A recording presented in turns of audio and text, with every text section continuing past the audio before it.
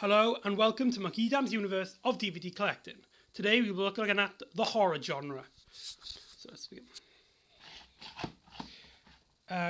Gotcha, which I think is a Japanese remake, a remake of a Japanese horror movie. It was kind of bland and forgettable, if I got to be honest, but it had some cool directorial points. The Dead, I found this to be really boring, really slow. I think it's one of my least favorite movies of all time. But there you go. And now I have the Universal Classic Monster Collection. Let me just get these out here. Hold on. There you go. So I got Dracula, which is a classic movie which everyone who loves movies has got to watch at least once. Frankenstein, this is my personal favourite of the movies here.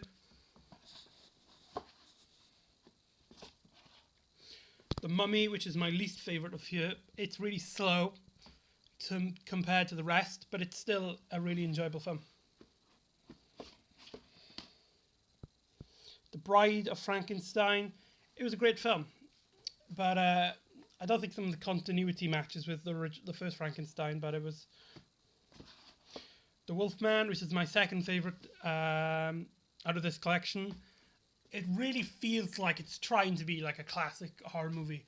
Like, there's a lot of scenes in the fog and the graveyard and violent attacks, which makes you feel like, it feels like a traditional classic movie.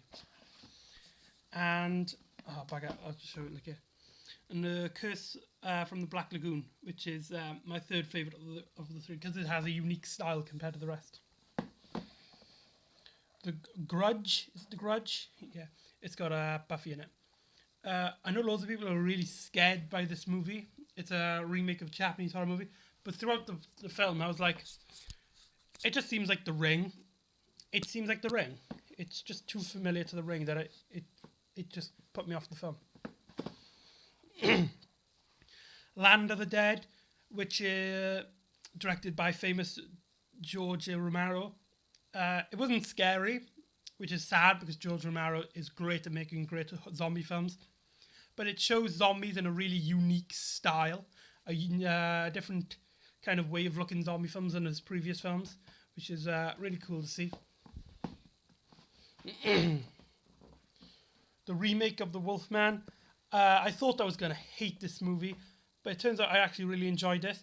It didn't seem like a horror movie. It seems more like an action film in the same style of like the Mummy remake. But yeah, it was really enjoyable to watch, surprisingly. Now we get to the Hammer films. Sadly, I only have two. And this is Dracula, Prince of Darkness, which is really noticeable for the fact that Christopher Lee didn't have any lines in the film at all. There's rumours about that it's about because he didn't like the script, which I think he confirmed that was true. I think this is one of the best Hammer films out there. It's really underrated. Normally this goes over people's radar and people just think about it as the one where Dracula doesn't talk, but I thought it was really enjoyable. And now we have The Plague of the Zombies. This is a really weird zombie film. This is a time when zombie films weren't made in the style that we know them today. They were a bit different. It was really weird and really cool to see this kind of type of movie. I wouldn't say I would watch it again. It was just more interesting to watch than it was an actual good movie. But there you go. 28 Days and 28 Weeks Later. I love 28 Days Later, but I can't stand 20 Weeks Later. I don't know what it is about it. Hopefully Danny Boyle can make 28 Months Later, which is rumoured to be out soon. Halloween, one of my all-time favourites horror films. I watch this every Halloween. Jamie Lee Curtis is a great actress. I just love this movie. It seems really classic and it's really up my style. Halloween 2, which is continuing from the story of Halloween 1. I really enjoyed this. I really like the shift in style in this. You can almost like watch these back to back, and it feels like one complete story. But I love the unique style in Halloween 2. It seems a bit weird. It's got like the symphony music, like 80s music in the background. It was really fun. Halloween H2O, 20 years later, or Halloween, hold on, by 10, 6, 7. Is it 7? I don't know. It wasn't scary like at all. It was kind of see Jamie Lee Curtis come back as her role, and it was just like a tribute movie more than it was like an actual scary movie. A tribute to the Halloween films. I really enjoyed it, but I wouldn't say it's scary at the least, and I wouldn't recommend it if I gotta be honest. Michael Bay's, is it Michael Bay's? Friday the 13th, terrible movie. I know, I only have that Friday the 13th movie. It's ridiculous, I'm sorry. Nightmare on Elm Street. Not only is it my favourite horror movie on year, but it's my fourth favourite movie of all time.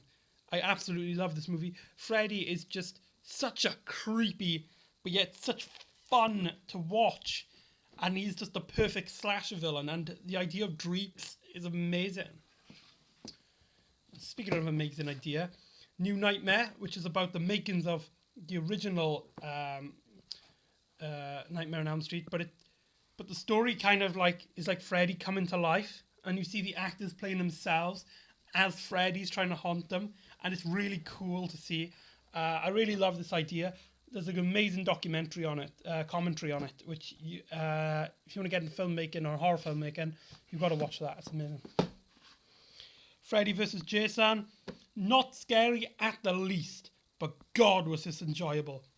It had some amazing action scenes. It had some amazing scenes in general. There's one where Freddy comes out with a newspaper and he rips the nose of this girl. It wasn't scary at all. It took itself a bit too silly to be scary, but it was really fun. Child's Play. The story doesn't make sense, but it was really cool to see Chucky come into life, and it was really, for the time especially, I really love this movie. Chucky became one of the classic icons in horror history. He's just so fun to watch. I wouldn't say he's scary, but he was fun to watch.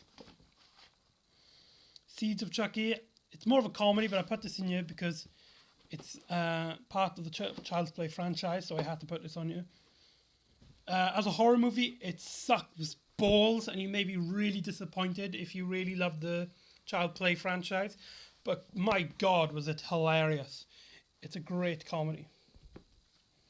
And now we got the Saw films. Oh, look, the spines don't match up. How annoying is that? Well, this logo happens, but it has nothing to do with anything. Right down. Let me go through this. It has Saw 1, loved. Saw 2, despised. Saw 3, classic. Saw 4, I think Saw 4 was really good. I can't remember. Saw 5, it just seemed like one of those movies which is just there to make more sequels. But I really enjoyed. Saw 6, the extended edition, which is really fun. It wasn't that scary, but actually there's a really funny scene where they go on a little like cycle.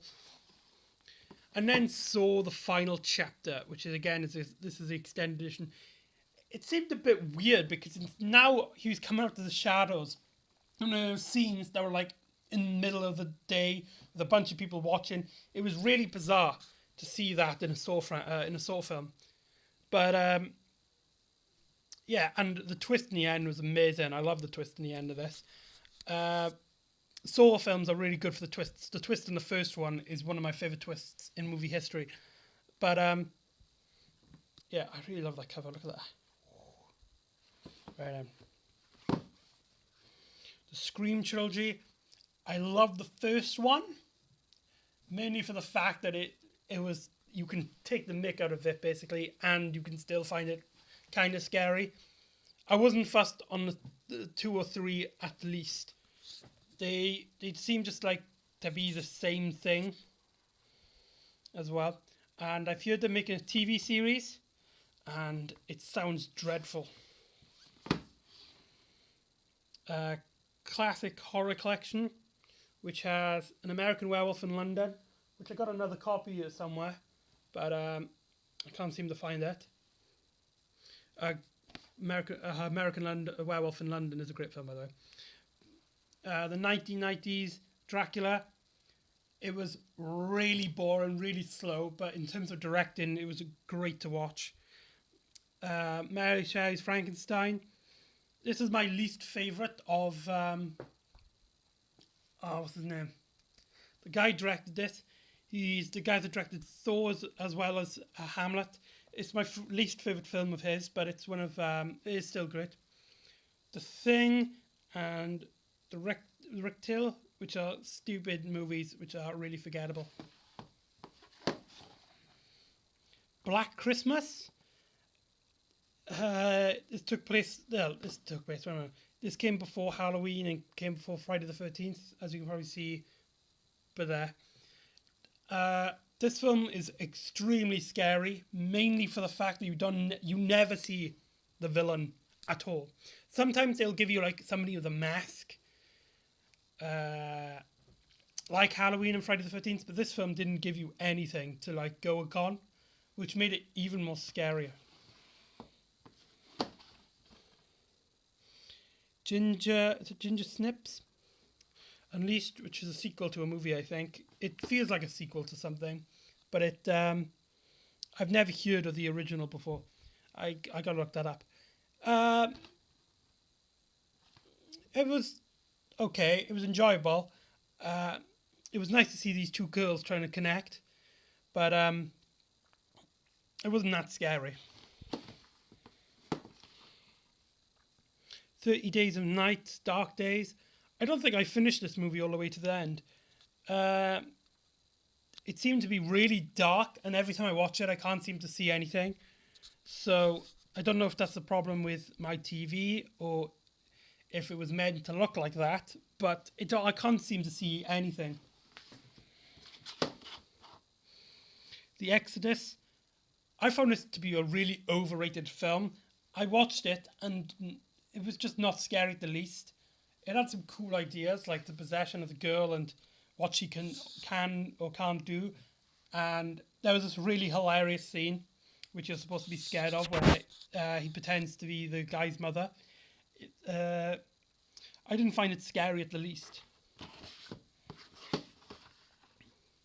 Now, this black box of death is Satan's Little Helper, which was a dreadful movie. So dreadful, in fact, they were left in the corner, and my cat took a piss on it, and that's why there's no cover on it, because it was destroyed by cat piss.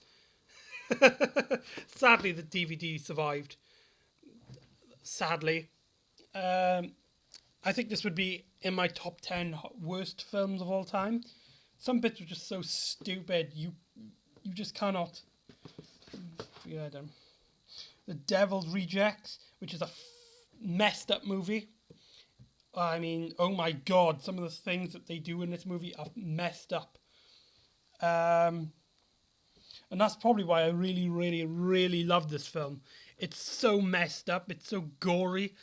You can't look at it, and yet you can't turn away. It's just like fascinating. The story is really good as well. But if you're watching this, you watch it for the violence. Let's be honest, people. And House on Haunted Hill, which is a really unknown film to most people. It's got Vincent Price in it. That's probably the most known thing about it. It feels like a sleepover fun type of party type of film.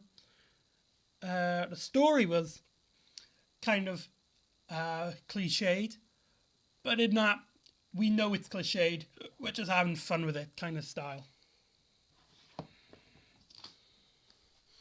And there you go. That's my complete horror collection. I hope you enjoyed. See you next time.